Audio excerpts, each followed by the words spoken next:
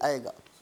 انبیاء تشریف لائے ہیں لیکن امتوں کے اندر وہ درجہ نہیں ہوا کرتا تھا، اسی وجہ سے اللہ رب العزت خطاب کرتے تھے تو نبی کو کرتے تھے، اور اللہ پاک نے قرآن کے اندر یا ایھا الذین آمنوا کہہ کر ایمان والوں کو بھی خطاب کیا۔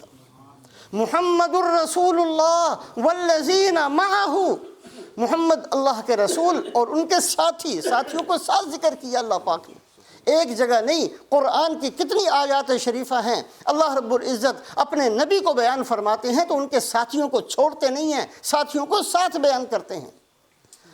یہ جو دور ہیں، 3 دور، پہلا دور خیر امتی قرنی، اللہ کے نبی صلی اللہ علیہ وسلم فرماتے ہیں کہ سب سے بہتر زمانہ میرا زمانہ ہے۔ کیا شان تھی امت کی، امت کے ایمان کی، اتنا عروج، ایسا تقوی، ایسا اللہ کے ساتھ محبت اور ایسا اللہ کے ساتھ تعلق کہ اللہ رب العزت اسی طریقے سے مدد فرماتے تھے جیسے نبیوں کے اللہ مدد فرمایا کرتے ہیں۔ یہ دور 100 سال تک رہا۔ حضرت انس رضی اللہ تعالیٰ عنہ کا انتقال ہوا سن 93 ہجری کے اندر۔ اس وقت پوری روئے زمین پر ایک صحابی بچے تھے۔ حضرت انس رضی اللہ تعالیٰ عنہ جب دنیا سے تشریف لے گئے 103 سال کی عمر کے اندر انتقال ہوا، اور اس وقت صرف 2 صحابی تھے، ایک حضرت انس ابن مالک اور ایک دوسرے صحابی، وہ بھی دنیا سے چلے گئے۔ 100 سال کے اندر ایسا وقت آیا کہ پوری زمین کے اندر کوئی صحابی نہیں تھا۔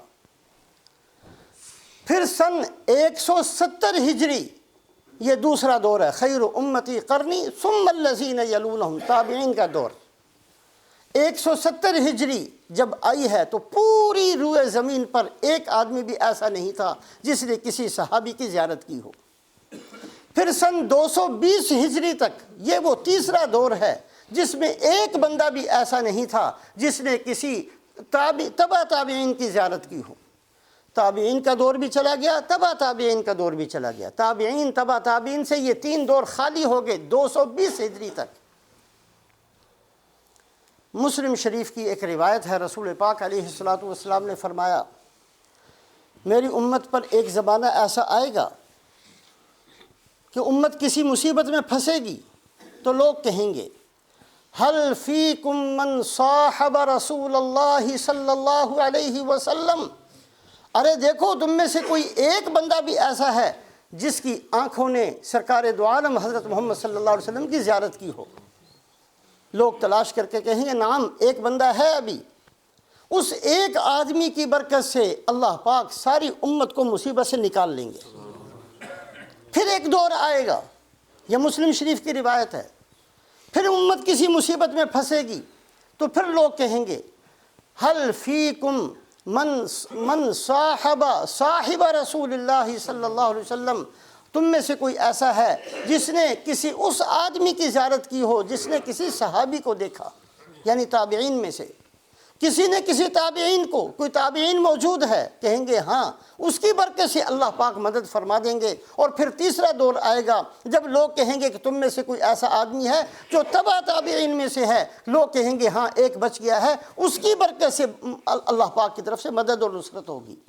یہ 3 دور اللہ کے نبی صلی اللہ علیہ وسلم نے سب سے بہترین دور قرار دیے، اس لیے کہ یہ 3 دور ایسے ہیں جس کے اندر امت کی وہ حالت تھی جو سب سے اعلیٰ اور سب سے افضل۔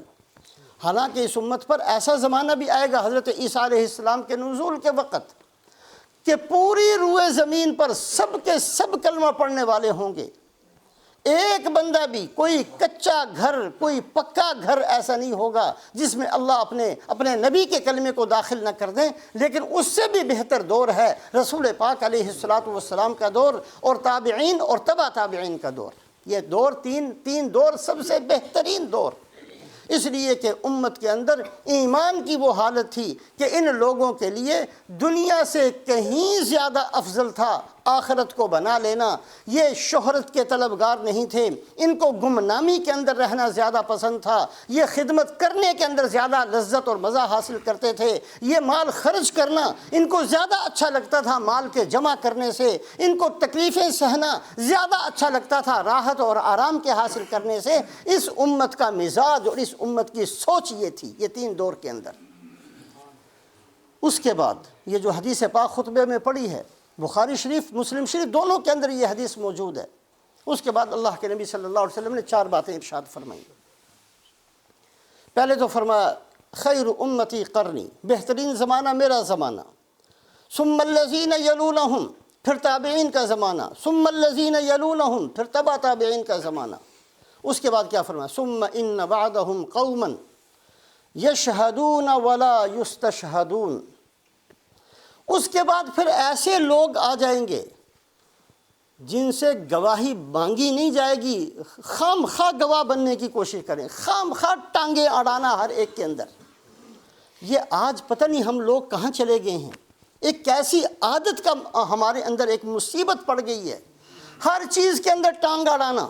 مسجد کے اندر بیٹھے ہیں، ذکر نہیں کرنا، تلاوت نہیں کرنی، فلاں کا قصہ لے کر بیٹھ گئے، فلاں کے گھر میں کیا ہوا ہے، اور فلاں کی بیٹی کو چلی گئی کیا ہوا، فلاں کی میاں بیوی کی لڑائی ہوئی تو اس کو کیا ہو گیا۔ کسی دکان میں چلے جاؤ یہی قصے کہانیاں، کسی گھر میں چلے جاؤ یہی قصے کہانیاں۔ ہمیں شوق ہے، ہماری زندگی کا کتنا بڑا حصہ اس مصیبت کے اندر گزرتا ہے، ہم لوگوں کی زندگیوں میں داخل ہوتے ہیں، لوگوں کے گھروں کے اندر داخل ہو کر لوگوں کی فضولیات کے اندر ہم لوگ اپنے وقت کو ضائع کرتے ہیں۔ کبھی سوچیں، آج میرا کان کتنی چیزیں سنتا ہے جس کی ضرورت نہیں ہے، آج میری آنکھ کتنی چیزیں وہ دیکھتی ہے جس کی مجھے ضرورت نہیں ہے، اس سے میری دنیا اور آخرت کا کوئی تعلق نہیں، خام خواہ میں دیکھتا ہوں۔ آج میرا دل اور دماغ کتنی ایسی چیزوں کے اوپر اپنے وقت کو لگاتا ہے جس کی مجھے ضرورت نہیں ہے۔ مجھے ضرورت کیا؟ میں اپنی قبر کی تیاری کروں، میں اپنی آخرت کو دیکھوں، میں اپنے مسائل کو حل کر لوں، میرے لیے یہی بہت بہتر ہے۔ میں اپنے رب کو راضی کروں، میرے نامہ اعمال کے اندر کتنی نیکیاں ہیں کتنے گناہ ہیں، میں اس مصیبت میں پڑا ہوا ہوں۔ مجھے کیا مصیبت پڑی کہ میں دوسروں کے گھروں کے اندر گھستا رہوں اور دوسروں کے معاملات کے اندر گھستا رہوں اور دوسروں کے اندر ٹانگ اڑاتا رہوں۔ لیکن ہے آج ثم ان بعدہم قوما یشہدون ولا یستشہدون، ایسے لوگ آ جائیں گے میری امت کے اندر، خام خواہ ٹانگ اڑائیں گے ہر چیز کے اندر، ہر چیز کے بارے میں ان کو پتہ ہونا چاہیے، ہر چیز کے اندر ان کو علم ہونا چاہیے، ہر چیز کے بارے میں لوگوں سے سوال کرتے پھریں گے۔ خام خواہ کا ایک بندوں کو شوق چڑھ جاتا ہے۔ حضرت ابو دجانہ رضی اللہ تعالیٰ نے ایک صحابی ہیں، انتقال کا وقت قریب آیا، مسکرانے لگے، بڑے خوش ہونے لگے۔ لوگوں نے کہا ایسے وقت میں یہ مسکرانا، یہ خوشی، لوگ تو پریشان ہوتے ہیں، ہم پریشان ہیں کہ آپ سے جدائی ہو جائے گی اور آپ ہنس رہے ہیں، یہ کوئی خوشی کا وقت ہے؟ کہا ہاں میرے لیے خوشی کا وقت ہے، اس لیے کہ میں نے زندگی میں 2 کام ایسے کیے ہیں، آج ان دونوں نیکیوں کے بدلے کا وقت ہے، آج اللہ میرے ساتھ فضل کا معاملہ کریں گے۔ میں نے 2 نیکیاں کی ہیں زندگی کے اندر۔ جی وہ کون سے 2 کام کیے؟ کہا ایک کام تو میں نے یہ کیا ہے کہ جب سے میں مسلمان ہوا ہوں میں نے کوئی فضول کام نہیں کیا۔ جس دن سے میں نے کلمہ پڑھا ہے، جس دن سے میں اسلام میں داخل ہوا ہوں، نہ میں نے فضول دیکھا ہے، نہ میں نے فضول بولا ہے، نہ میں نے فضول سنا ہے۔ مجھے کسی سے کوئی، میں اپنی آخرت کے بنانے میں لگا ہوا ہوں، میں فضولیات سے بچا ہوا ہوں۔ میں نے کوئی فضول کام کے اندر کبھی میں اپنی زبان کو استعمال نہیں کیا، کبھی میں نے اپنے کان کو استعمال نہیں کیا، کبھی میں نے اپنی آنکھ کو استعمال نہیں کیا، کبھی میں نے اپنے دل اور دماغ کو استعمال نہیں کیا۔ جب سے مسلمان ہوا ہوں میں نے کبھی کوئی فضول کام نہیں کیا۔ آج اللہ مجھے اس محنت کا بدلہ دیں گے، اس لیے خوش ہوں۔ اور دوسری نیکی میں نے یہ کی ہے کہ میں نے اپنے دل کے اندر کبھی کسی کی قدورت نہیں رکھی، میرا دل ہر ایک سے صاف ہے، میں نے کسی کے بارے میں جگہ ہی نہیں دی اپنے دل کے اندر۔